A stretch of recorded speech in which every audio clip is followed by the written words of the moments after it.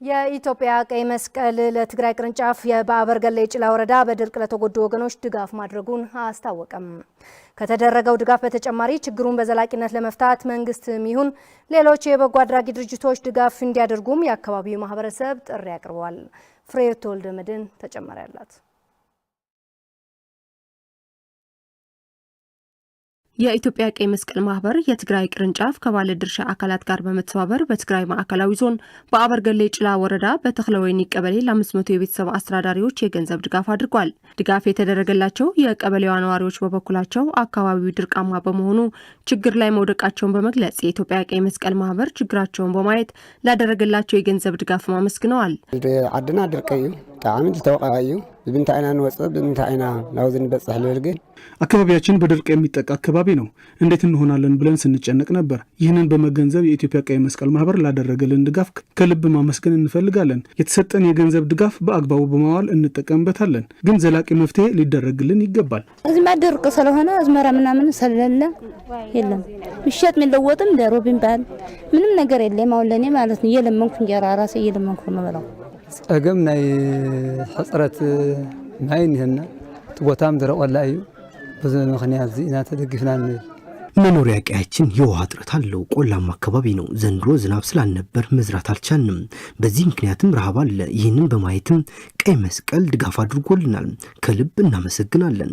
የተክለወይኒ ቀበሌ አስተዳዳሪ ቄስ ገብረ ኪዳን ተስፋይ በበኩላቸው የአበርገሌ ጭላ ወረዳ በክልሉ በድርቅና ረሃብ ከሚጠቁ አካባቢዎች መካከል አንዱ መሆኑ በመግለጽ በተደጋጋሚ በድርቅ የሚጠቃ አካባቢው ዘንድሮም በቂ የሆነ ዝናብ አለመዝነቡ ተከትሎ ከፍተኛ የሆነ ችግር እንዳለ በመግለጽ ይህን በመገንዘብም የኢትዮጵያ ቀይ መስቀል ማህበር ለ500 የቤተሰብ አስተዳዳሪዎች ያደረገላቸው የገንዘብ ድጋፍ አመስግነዋል። በአካባቢው ያለው ችግር ዘላቂ መፍትሄን የሚሻ በመሆኑ መንግስትም ይሁን ሌሎች የበጎ አድራጊ ድርጅቶች ድጋፍ እንዲያደርጉም ጥሪ አቅርበዋል። አካባቢው ተፈጥሯዊ የሆነ ችግር አለበት። ከፍተኛ የሆነ የውሃ ችግር ነው ያለበት። ይህ እንዳለም በዚህ ዓመት የክረምት ወቅት ዝናብ በሚገባ ያላስተናገደ በመሆኑ በቂ የሆነ አዝመራ አልነበረም። ይህ በመሆኑም ነው ድርቅ የተከሰተው። በዚህ ቀበሌ ከ800 በላይ የቤተሰብ አስተዳዳሪዎች ያሉበት አካባቢ ነው።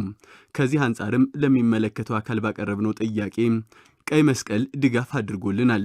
ከልብም ማመስገን እንፈልጋለን። ነገር ግን በየወቅቱ የሚከሰተውን የድርቅ አደጋ ለመከላከል መንግስት ዘላቂ የሆነ መፍትሄ ሊያበጅለት ይገባል። የበጎ አድራጊ ድርጅቶችም ዘላቂ መፍትሄ እስኪበጅ ይህንን በመገንዘብ ተከታታይ የሆነ ድጋፍ እንዲያደርጉም ጥሪ ማቅረብ እወዳለሁ።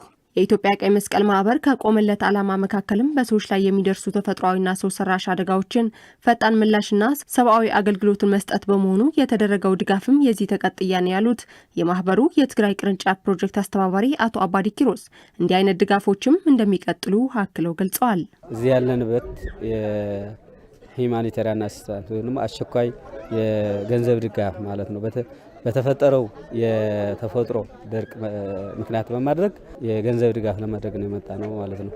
በአንድ ቀበሌ ደግሞ ለ500 አባወራዎች ወይም ደግሞ ማወራዎች 6,250,000 ብር ነው ማለት ነው። ለቀጣይ መደበኛ ስራዎች አሉ የተለያዩ እየሰራ ነው። እንደዚህ በዚህ አይነት ባለንበት ሁኔታ ደግሞ የሆነ ነገር ሲያጋጥም አስቸኳይ የሆነ ድጋፍ አስቸኳይ የሆነ እርዳታ ለመስጠት ምንጊዜም ዝግጁ ነው።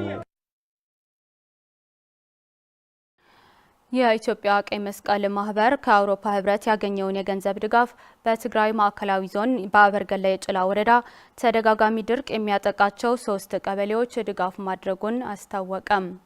በአካባቢው በተደጋጋሚ እየተከሰተ ያለው የተፈጥሮ ድርቅ በዘላቂነት ለመፍታትም መንግስት ከባለድርሻ አካላት ጋር በመቀናጀት ትኩረት ሰጥቶ ሊሰራ ይገባልም ሲሉ ጥሪ አቅርበዋል። ፍሬህይወት ወልደመድህን ተጨማሪ አላት።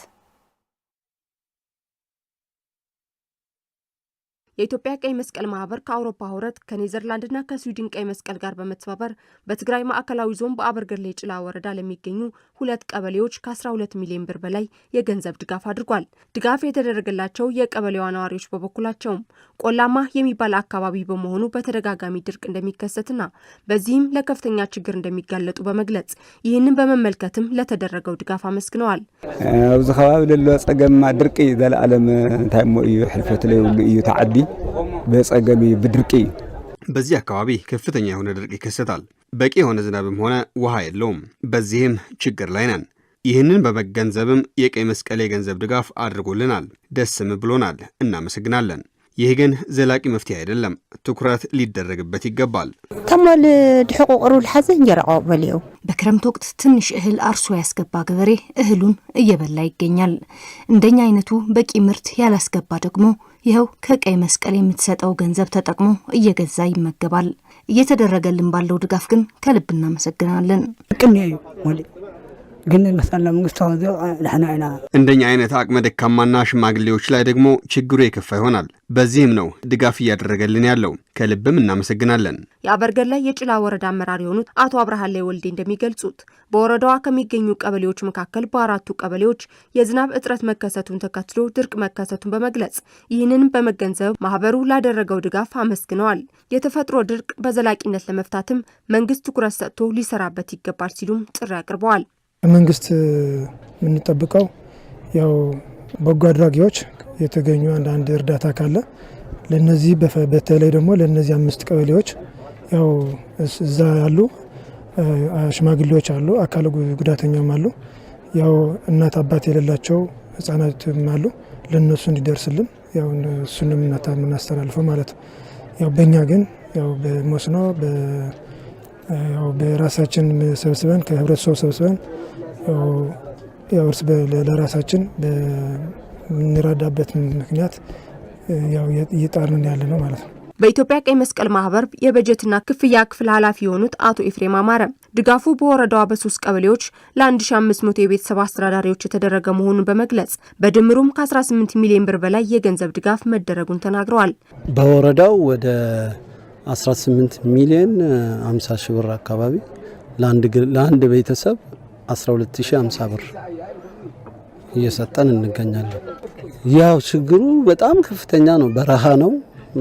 ውሃ የሚባል ነገር የለም። እኔ እንጃ ሰው እንዴት እንደሚተዳደር በምን እንደሚተዳደር እኔ እንጃ። በጣም ከባድ ነው። በጣም ከባድ ስለሆነ ቀጣይነት ያለው ይመስለኛል እርዳታ እንጂ ያለበለዚያ ሰው ችግር ላይ ነው ያለው። በኢትዮጵያ ቀይ መስቀል ማህበር የመቀለ ቅርንጫፍ የፕሮጀክቱ አስተባባሪ አቶ አባዲ ኪሮስ በበኩላቸው ድጋፉ በድርቅ ለተጎዱ ወገኖች እየተደረገ ያለ ሲሆን ቀጣይነት እንዳለውም ገልጸዋል።